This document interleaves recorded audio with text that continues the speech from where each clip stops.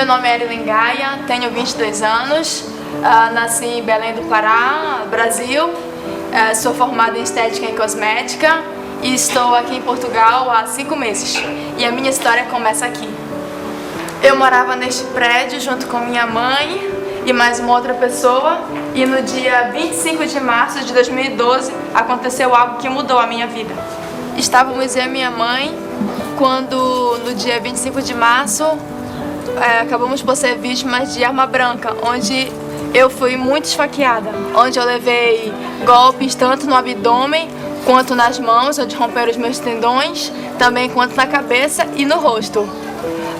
Depois disso eu cheguei a desmaiar e fui levada pelo socorro até o hospital, onde fiquei apenas 11 dias em coma. Mas segundo os médicos, segundo a medicina, iria ficar pelo menos no mínimo uns 6 meses nos cuidados intensivos.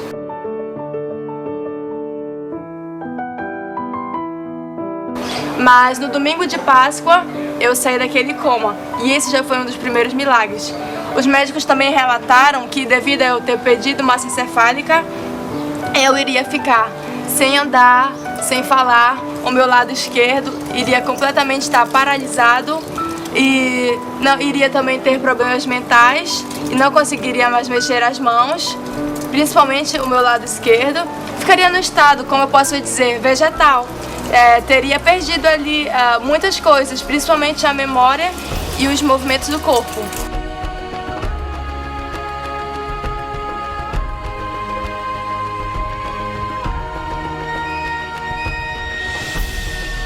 Contrariando todo o laudo médico, depois de sair do coma, eu estava lúcida, lembrava de todas as coisas que tinham me acontecido, estava com os movimentos tanto na perna esquerda, no braço esquerdo era um pouquinho mais difícil, estava com movimentos apenas no ombro e no cotovelo, mas não tinha movimento algum na mão, porque os meus tendões foram rompidos, os tendões desses meus 3 dedos e tanto também como o extensor do polegar.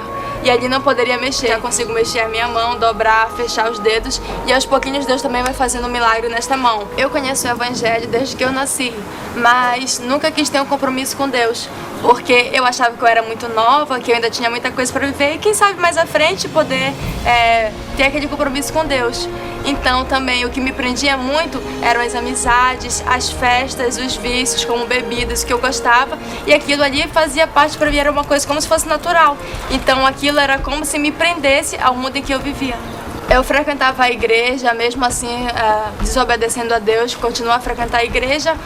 Quando eu ia à igreja, sentia aquele peso na consciência, posso falar, mas depois que eu saí da igreja era como se nada tivesse acontecido, eu continuava a viver aquela vida de sempre.